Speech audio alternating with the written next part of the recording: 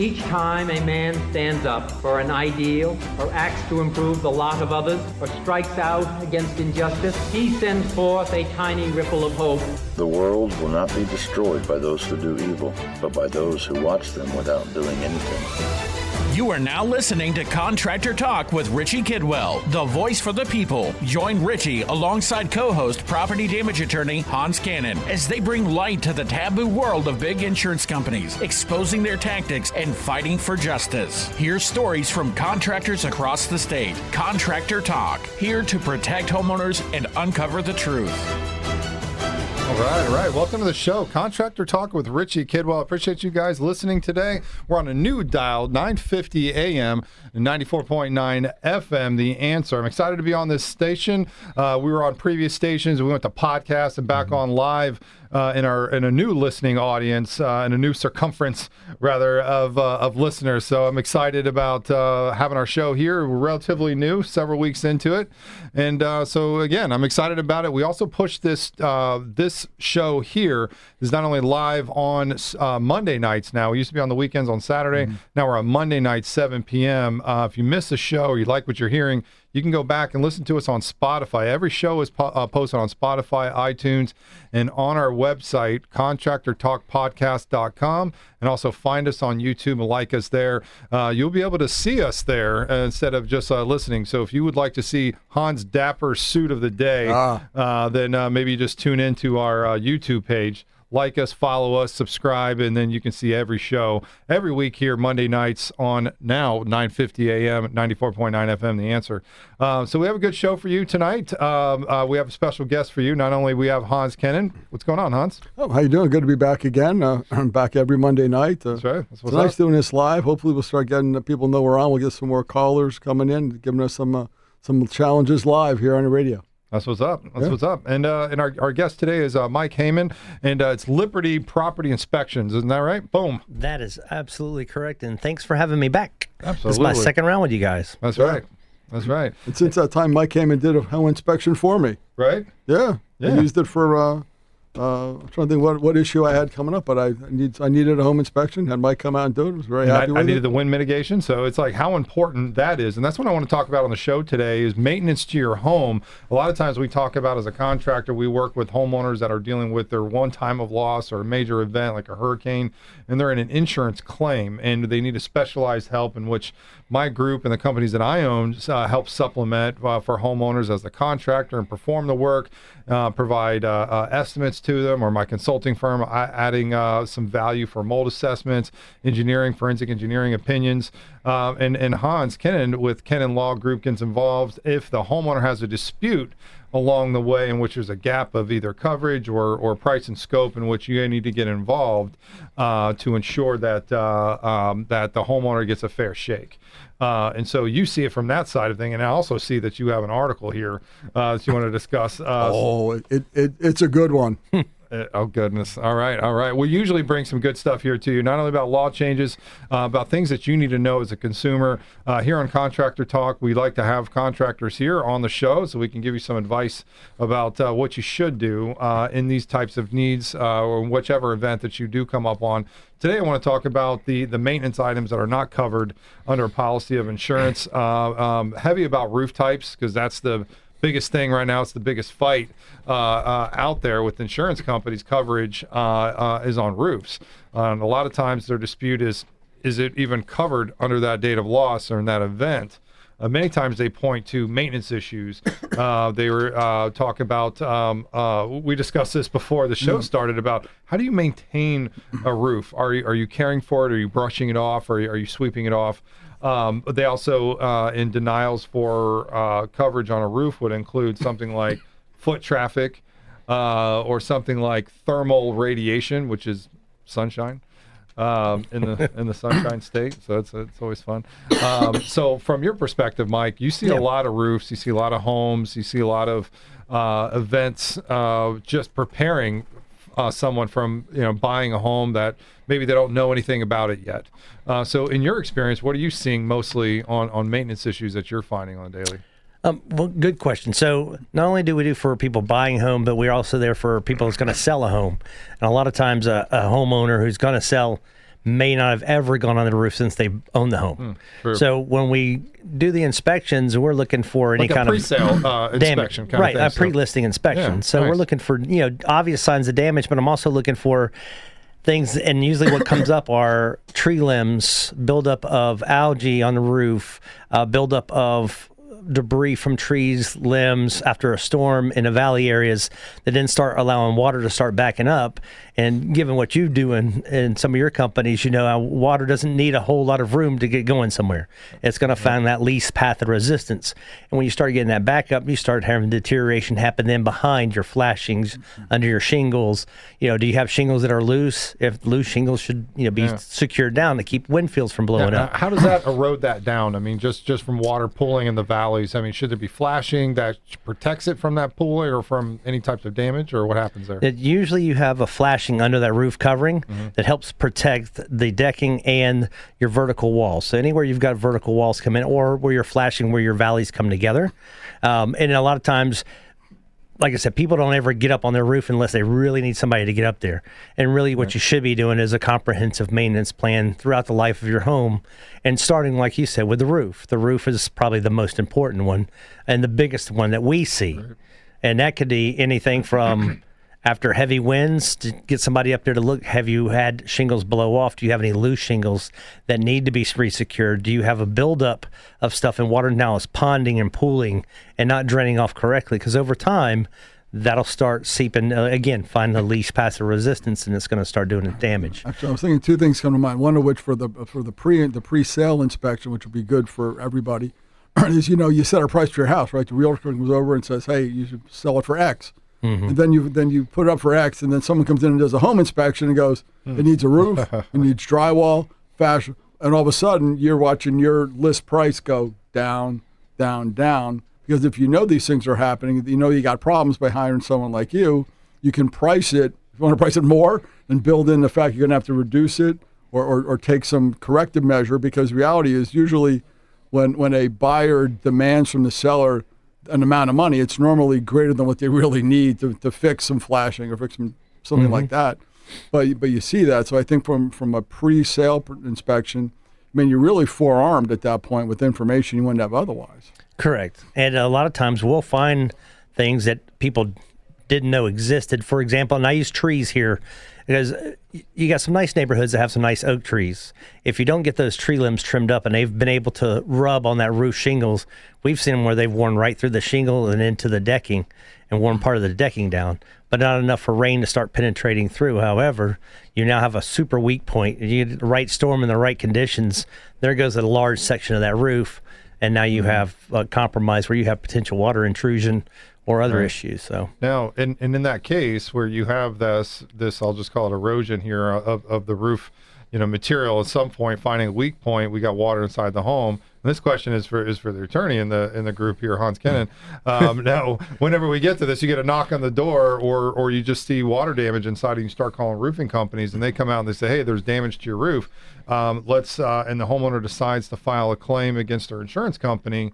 What does that look like, Hans, as far as like coverage and that type of thing? Well, it takes on a lot of things happen. If you have one area that is otherwise degraded from limbs or things like Mike's talking about, but the rest of the roof is otherwise damaged sufficient to require replacement, then you can kind of segregate out that area and say, well, yeah, that's a problem, but it's not a problem because there's other damage, again, sufficient to require replacement. When we were talking about, again, I see the letter saying that's a great point. The fact you got one bad apple, one bad spot on your roof, doesn't mean your roof claim is forever gone. Again, it depends on the amount of other damage. And there's different types of causes of loss, right? You have your interior ensuing damages, right? But usually there's a reason why you have that, maybe a wind event or a hail event of some sort.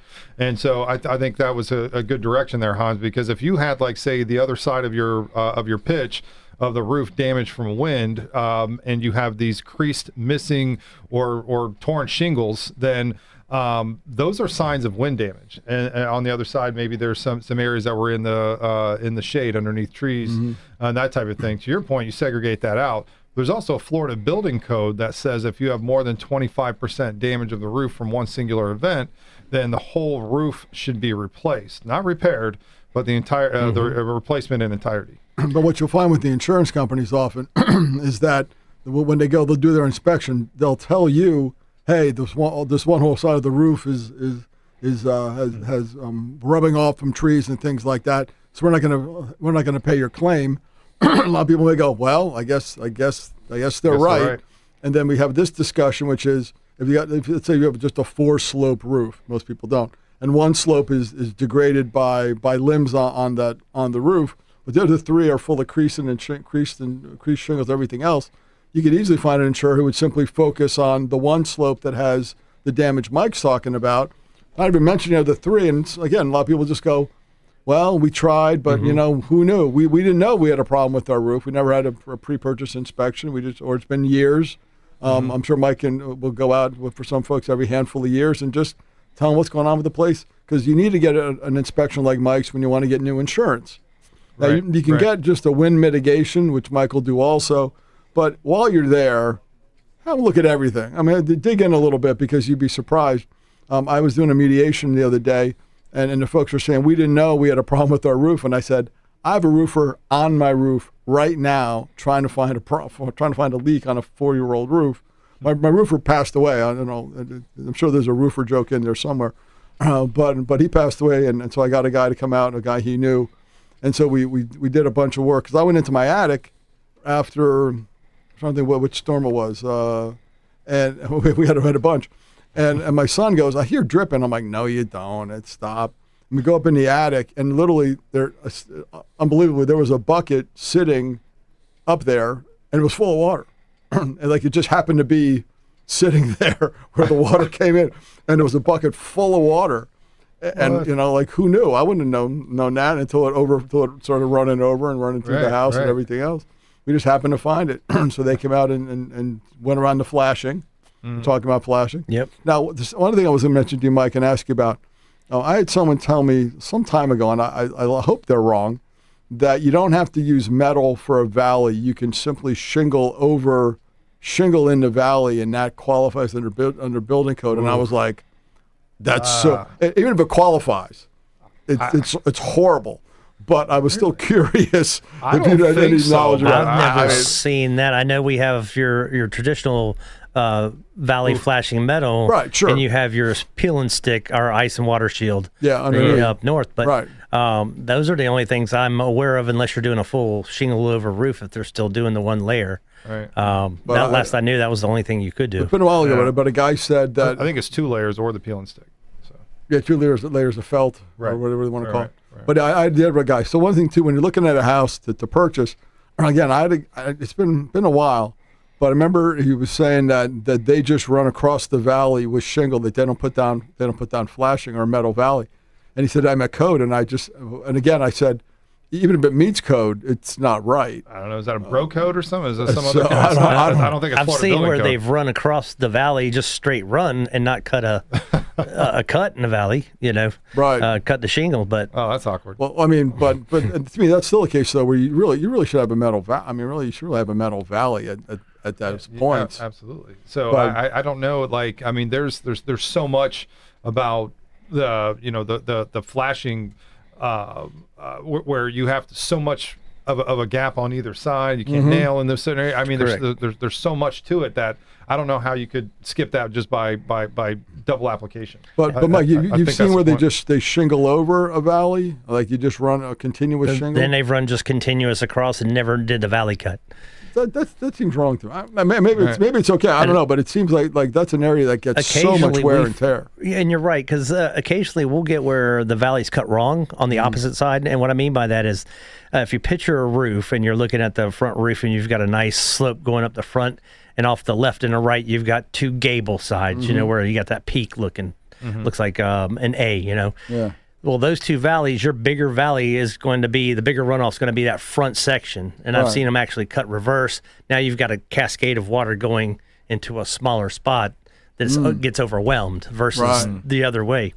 And a lot of times you won't know about valley issues until you do have a leak start, because a lot of that happens up underneath the shingle. So wind-driven rain, like we were talking about, wind fields, after the first hurricane this last year, we got an inspection in Apopka, and 2 days later we had the hurricane. So I went back out there to check, and the entire northeast side was wind field. You could just stand back and see where the winds went across. The other side of the roof, nothing wrong with it. And the insurance had sent out someone to look at it. They drove by the west side and okayed the roof. And I had to tell the buyer, I said, that's not correct. You need to have them come back out, because they didn't even look at the east side. Yeah. And you could they just probably did. They just didn't take any pictures. I mean, just right up. You could just see where the wind blew everything. Yeah. So, yeah. And that's interesting, because it's like we see all these deformities all the time, from these from different wind events and such. Like you said, you have one area or another, or especially if you're on a lake, you get more just wind uplift from being either in certain areas, like I said, either over a lake with no trees, has a little bit more area to build. Open area there. Yeah, that's right, and to build. And then also, if you're at the end of a cul-de-sac, it kind of pushes it in, and now you have a vortex of wind coming in. You're right at the house, or whatever face that side happens to be on. That's what you're going to get more of the brunt of that. And like we talked about, on a singular roof, more than 25% damage then institutes a full replacement. So you really need to inspect the entirety of the roof. Now, a question for you, and I think Hans kind of already hinted towards it. Like, how often do you need a home inspection done? And like, just shopping for insurance is a great reason, because not only do we get a wind mitigation, I ordered a 4-point inspection, which you inspected the hell out of the roof. Tell me about that. How often should you get that done? And what is for folks who may not know, what is a 4-point? So great question. So we'll break them down into 2 parts. We'll start with wind mitigation. Wind mitigation lets the insurance company kind of get an idea of the geometry makeup of the home, how old the roof is, what kind of material is, and how is the roof structure attached to the wall, or there are toenails, straps, clips, etc. Right, and they give you a special discount if you have hurricane straps. Right. There's over 200 ways to structure a wind mitigation, according to the wonderful folks over at Sile Insurance. So they're a plethora of knowledge, and I try to pick their brain every now and again when I see those guys. But that's, in a nutshell, every 5 years, that's required by insurance still, if I'm not mistaken. They've tightened down on 4 points, although they've loosened up on how old the property is for a 4-point, giving it a little bit more common sense, as it were. I know insurance and common sense kind of misnomer, but they're going every year now. If they haven't had an updated every 12 months, they're wanting a 4-point on something that's 14 years and older. That's what we're finding. Once a year? Once a year. Or if you change something like HVAC, plumbing, roof, electrical, those are the 4 main components on a 4-point. So on the roof, they're looking for age of roof, when was it installed, is there a permit, what's the material, how old is it, how much life is left. And then the other components, they want to know how old it is. HVAC's another one when you're looking at doing preventive maintenance, per se, on your home.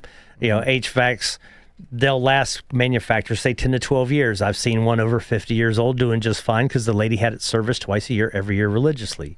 Most people don't. But here in Florida, you should be getting a full service every 6 months at the very least, especially as hot as we get.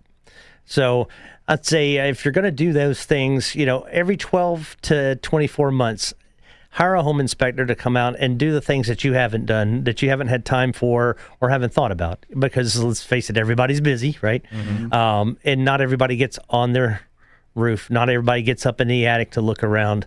And you can find things that manifest early if you do those things, but not everybody has the time. So we're happy to come out and do those. We also do roof certifications to give, if there's an older roof, insurance says, hey, if you've got 5 or more years of life left on it, we'll go ahead and write the policy. That's what we're seeing a lot of now. And that's what the statute requires, that they can't non-renew you. Correct. You have that certification for that reason. And what's the approximate cost of that and turnaround time if you're here locally, and how do we get a hold of you if you do want to try to save some money on your insurance, wind mitigation, 4-point inspection, and then possibly this 5-year cert if you're a pretty old roof, then I would say. If you're just calling for those things, those are $125 each. Nice. If you order like a wind mid and a 4-point, for example, then we discount 25 off of that and make it $225. So we try to keep it affordable for people. That's very good. That's really good. Because the benefit of the wind mitigation, and I've only seen one time where a wind mitigation did not benefit someone more than $50 in the year. And it was because the agent for whoever his agent was went online to Google and looked at it and said, it's a hip roof. Well, we went out there and they gave him a good discount. So it was actually, he lost more than that, than to just 50, but he had a good discount. Well, they took the discount back after we turned in our form. And it's not because we were trying to be mean, but you have to have 10% or less of your perimeter be non-hip feature for it to still be hip. 10 and over, if it's non-hip, if, for example, you have 200 linear feet of a roof perimeter and 200 or 21 feet are non-hip, you're not getting hip credit, even if the rest of the house is hip. And the question being, what makes a hip roof get you a credit? Hip roofs, if you think It just about looks cool. Yeah. If you think hip. about a pyramid, that's basically the easiest way for people to understand what a hip roof is. Right. So your wind fields, when they come in, have less to grab up on an uplift versus gable, which is a lot of people think of the A lot of angles. Right. Yeah. And it hits the angles, and now you have a greater uplift force. So like multiple slopes versus like your TP Like or 4. pyramid style. Correct. Yeah. So you think of a hip roof, like you said, you'd have a flat, like 4 flats. Correct. And then with the gable, and start adding gables in, adds the angles, like you said, gives it a place for the wind. Essentially, instead of being a smooth a smooth roof slope, it now catches on whatever. Correct. And think about a bicycle ramp. Yeah, you go riding down and you hit that ramp on a pyramid, you're going to go up and over. And you hit that A frame spot of a gable, you're not going anywhere but into the wall. So Right. Well, I mean, in understanding wind lift too, I mean, if we have air moving quickly over a roof pitch, and the greater the pitch, the greater the wind speeds you're going to have, just Correct. by a multiple of wind uplift. I mean, how does a plane get off the ground? It's wind going over the wing to create lift. that's correct. Bernoulli. The Bernoulli's property. Bernoulli property. I don't know why I go Italian every time. But Sounds good. yeah, I like it. I like it. One of those little pastries right Get now. a cannoli. Yeah, well, that's exactly what I went to. No, if they do want this inspection, how do they get a hold of you, Mike? If they Best want to way get the 4-point, I love all that. Now, well, let's go ahead and talk about that. I have a few more questions for you. The best way to get a hold of us is they can call us, and that number is 407-739-5795, and Danielle usually answers the phone. If someone gets my voice, she's either on the other line or she's feeding my youngest employee, because she is our daughter, so she runs our office. Or they can also email us to libertypropertyinspectionsfl@gmail.com. Awesome. And you have a website. And we do have a website. That's www.libertypropertyinspections.net. If you go under services, all of our services are listed there along with pricing as well. Awesome. That's great. Now you were talking about a difference of the wind mitigation and the 4-point inspection. For insurance purposes, are both of them required or just the wind mit? That depends on each carrier and underwriter.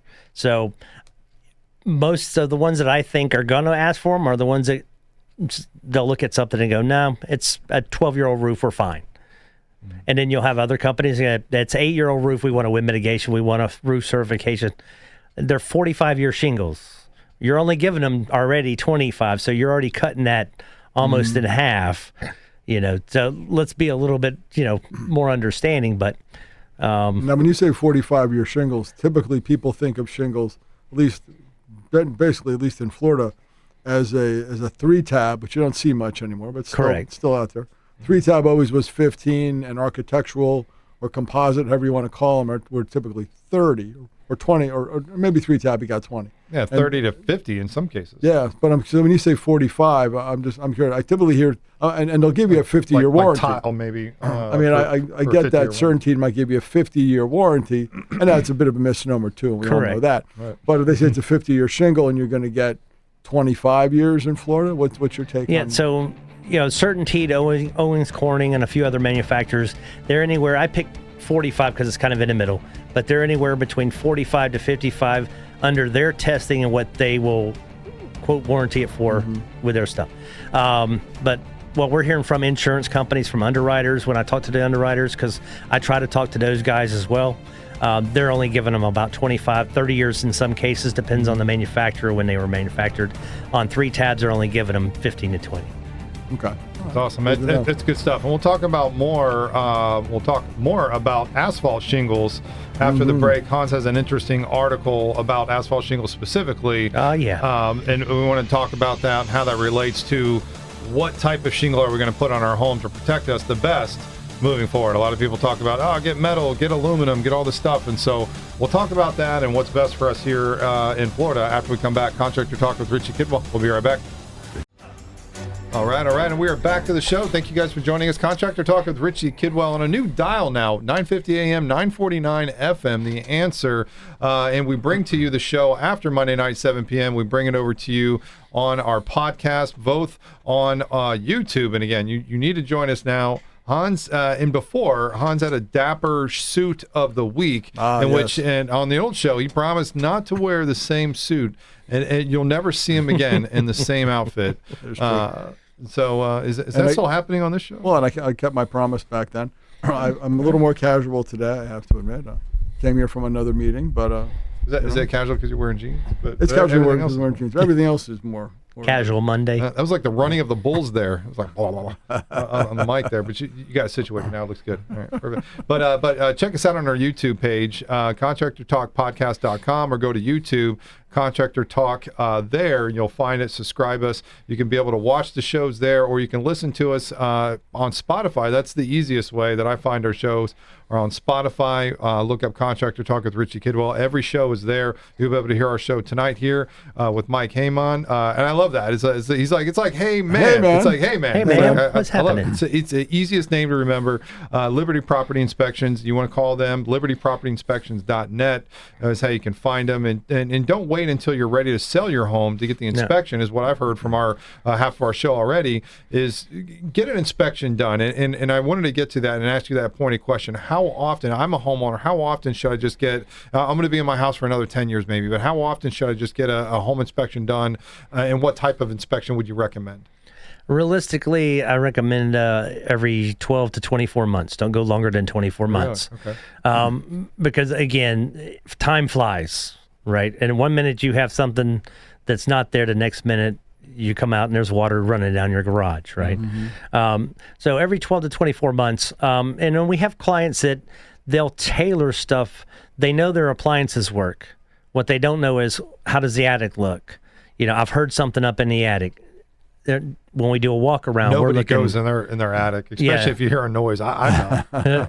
So, one thing we do is we do a walk around, and then where your soffits can come together, if you're missing soffit closure pieces, you can get rodents into the attic. Correct. Really? So most people don't know, your mice, rats will typically, if their head will fit in it, the body will follow, and they can go in as small as a nickel. So it doesn't take a lot. And then identifying those issues, then you can get to the next step, because the last thing you want is rodents to take up residency in your home. But a lot of people don't know that they have those issues. There could be gaps that have started from trees, like we talked about earlier. You could have storms that have blown off some of the little pop-in soffit covers, because you want to keep those clean and open for proper ventilation. That's something else that we didn't hit on.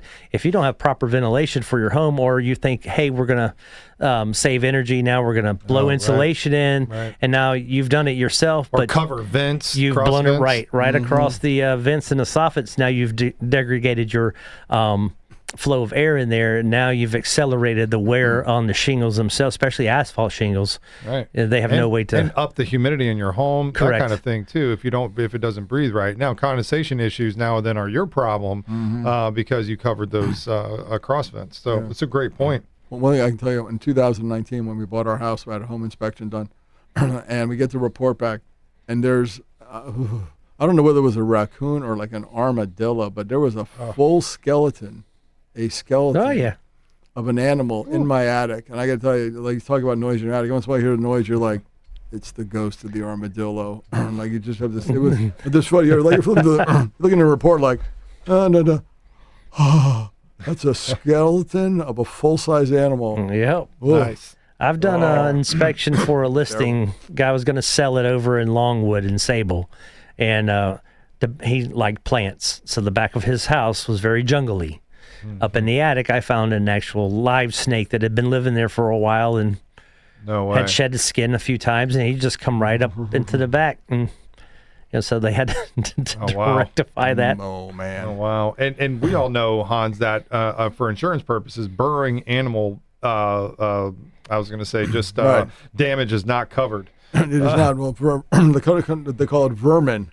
It's a vermin exclusion if you allow animals to take up residence in your attic. You know, and weirdly enough, bat feces damage in your attic is covered. I mean, I don't know, oddly enough, how many bat reports of guano that I've written in attics, and it's just it's just full of bacterium to the point to where there's actually professional services that need to come out to get that stuff out of there properly. And it is actually reimbursable under most policies, as you've seen, right, Hans? Yeah, absolutely. That's good to know. Do you know if the removal of the bats are also covered?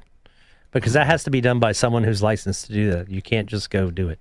You have to find a licensed bat handler. Is that what they? I don't know. Almost. Requirement is. When I was a pest control company, and the laws have changed probably over the last 15 years since I've gotten out of it. But our way of doing it was setting up a bat house 30 foot off the ground outside, and then just kind of formulating like a funnel that would start wide at the entry point and go skinny. So that way, because they can get out, their eyesight is so poor that they can't find their way back in, but they can get out. They'll follow the light as soon as the next light comes out, and then they'll transfer to the bat house. And then once the bat house is full, about 30 days later, you relocate the bat house, and boom, you successfully remove the bats. Now that's seems simple, but I don't know if they're bat specialists just like they're bee specialists, Right. You know, that safely remove ants or species like that. So, but that's a great question. I'd love to know the answer, but I know that we've had experience doing inspections for bat guano and other type of bacterium that would be caused from these bats, and a lot of time it was from the resale inspection, and I love your point about don't wait until you're ready to list your home, because at that point people are in a hurry, list their home. I want to get it sold now, and then the buyer's home inspector comes and they turn in a laundry list of stuff. Yeah. And during the break, you were saying other things outside the roof were very important. You know, the HVAC system. That's probably number 2. Outside of the roof of the biggest item that goes out or needs to be replaced here in the state of Florida, because it works a lot. Correct. The plumbing system. If you have septic, those types of things. What are the things? Right. Regular septic maintenance. A lot of people defer that because it's not cheap to have your septic taken care of correctly.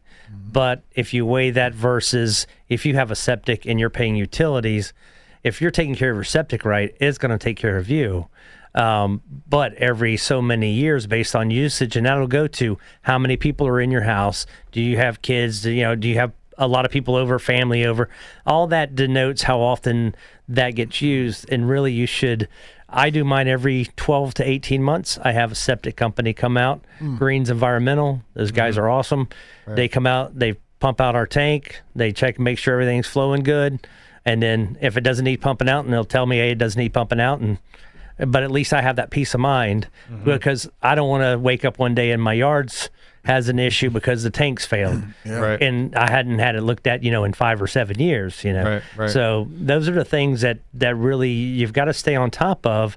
And if you do a little preventative maintenance as you go, it won't cost you as much if you need to take care of an issue. But also, when you do go to sell your home or you go to buy a home, you know what you're getting into as far as, do we want to take that on, do we not? Is this something we want to repair before? Or do we want to put it in as a contingency? That's right. So that's right. And that's great information. Go to libertypropertyinspections.net. Order inspection today. Every 12 to every 1 to 2 years is when you should be looking at getting inspection done, a preventative inspection done. And let's say maybe 6 months prior to you selling your home. If you think you're going to be selling your home, get the inspection now. The pre-listing inspection is that what you call it? Would be a perfect product for you. If you're looking to shop insurance, you're going to need at least a minimum of a wind mitigation inspection, and possibly a 4-point inspection if your roof is over maybe 8 years old, as you stated earlier, possibly, depending on the carrier. Roughly we're seeing right about 12 to 14 is where they're asking for those. And then they're asking for those on a yearly basis if there's somebody shopping. And if they're not, They're not. One thing too, when we do those pre-listing inspections, I've found 2 electrical panels in the last 2 months that have had electrical issues from arcing that were never addressed. One was in an exterior panel, and that took, from what it looked like, a close-by lightning strike and a surge, and it actually blew the lug nut, or the wire cap that was kept the wires together, and had blown it apart, and was probably less than 3/4 of an inch off of conducting a metal surface. So we find those things, and we find them often. And just, again, when was the last time you opened your electrical panel?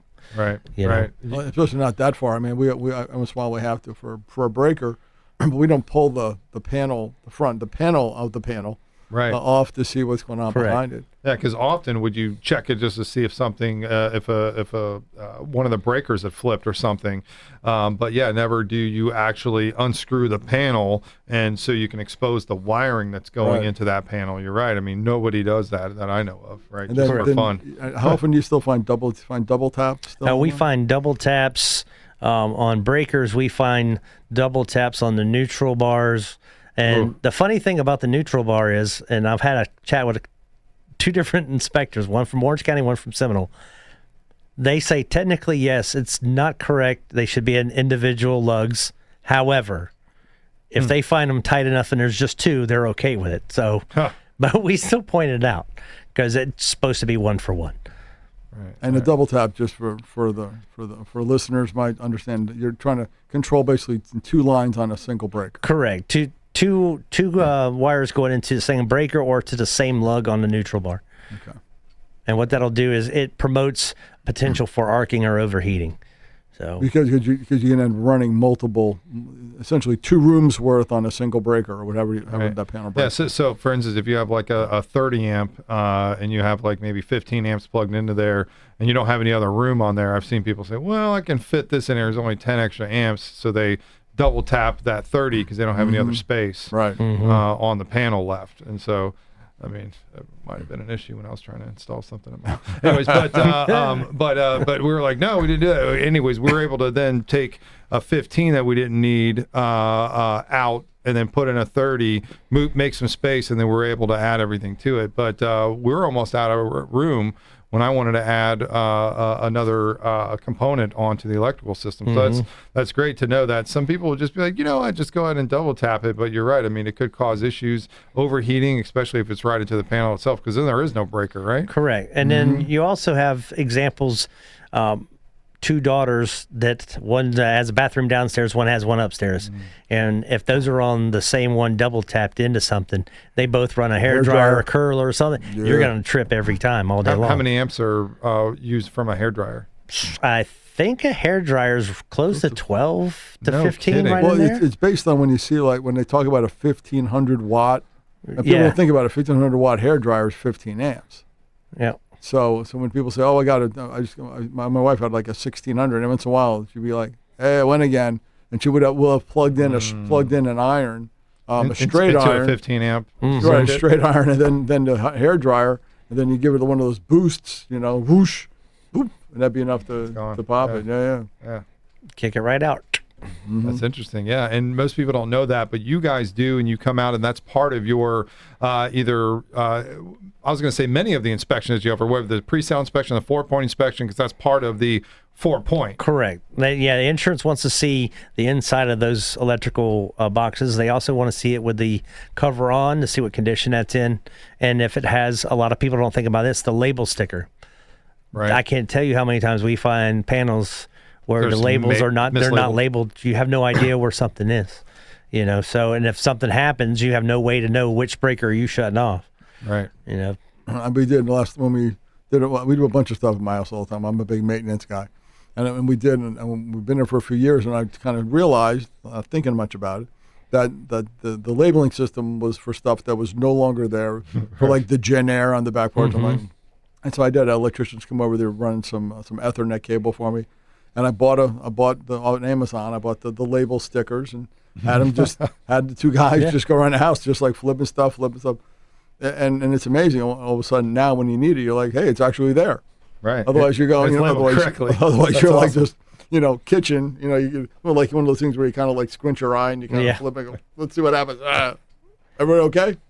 Okay, good. The funny thing is we get questions all the time because there'll be a breaker that's tripped, not off, but tripped off. There's a difference between off and tripped off. Midpoint. When it's tripped, it's in the midpoint. Then the question is, why did it trip? And we'll get that question a lot of times from like an agent or a buyer. Well, did you turn it on and try it? No. Something caused it to trip. You need to get an electrician to look at it because really your home inspectors are triage nurses for that home, whether it's home, commercial property, doesn't matter. Triage nurse, first line of defense, and then goes from there. If something's already kicked that, and there's a reason it's kicked, especially if you see like singe marks from arcing, things like that, we're not turning that on. Well, that could be something that you plug in that's just too many amps for that particular breaker. It could have been, but did you have any damage because of that? So those are things that those guys need to look at.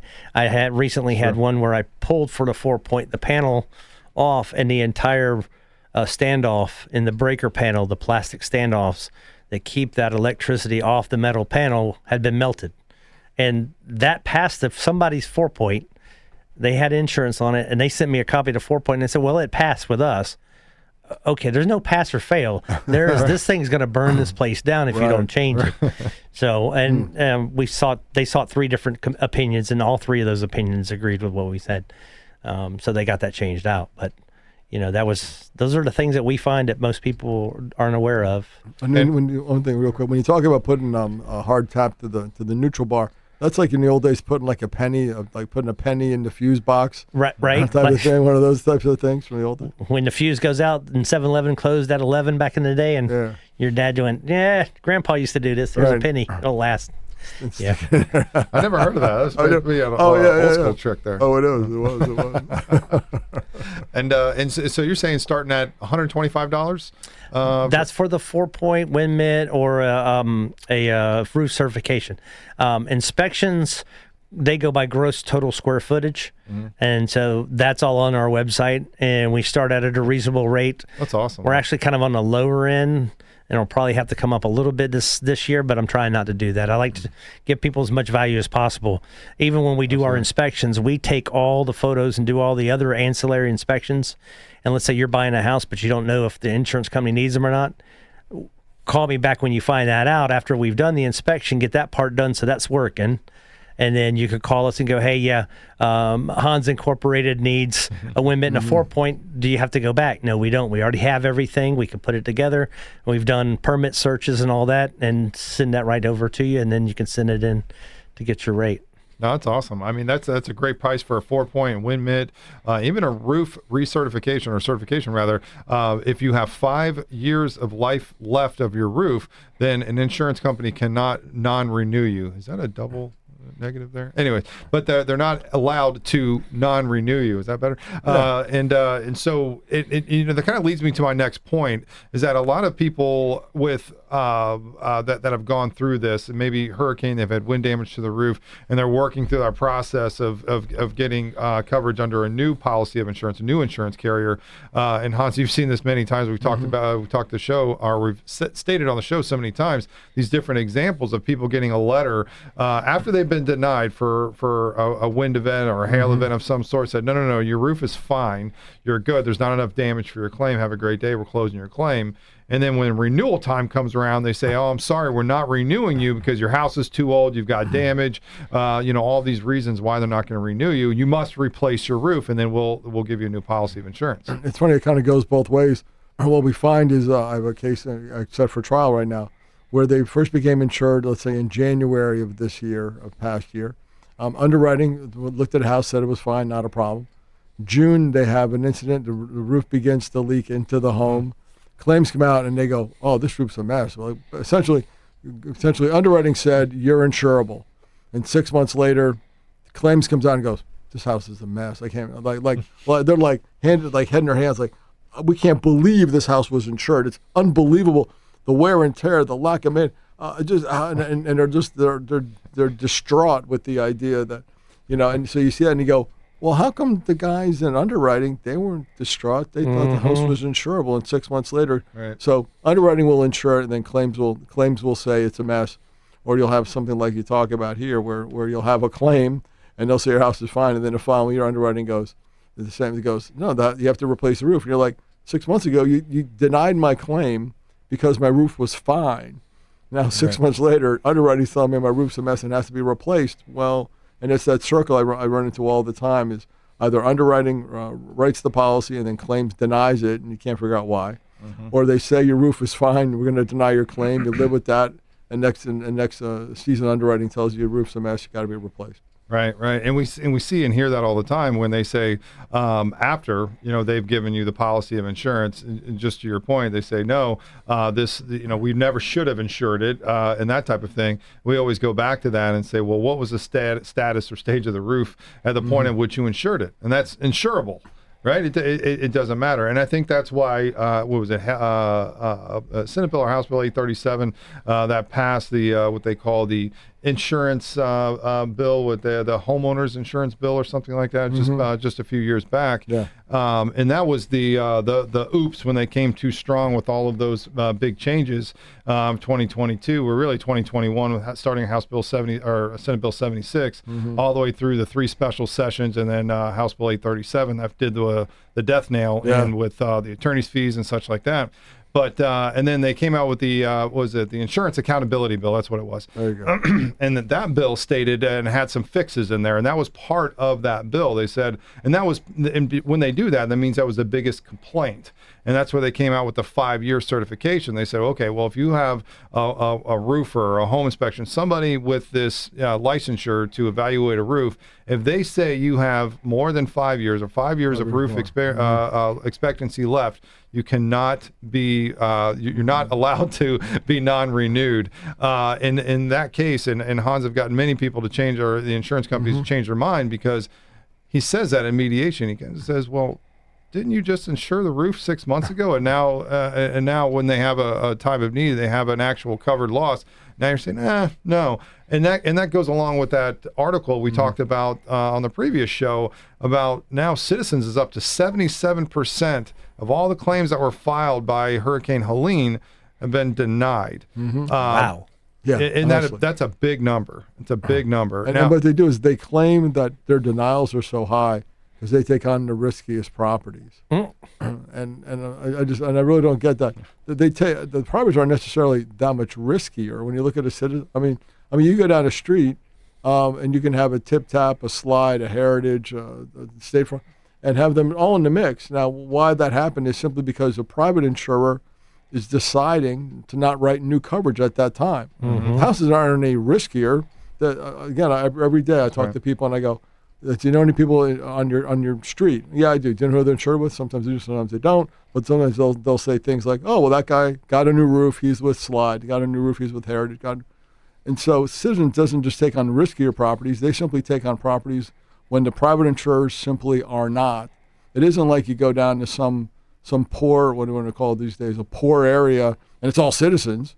That's not the case. Nope. It's not the case at all. And to your point, the insurance companies will select when and where they want to write policy and what risk they will.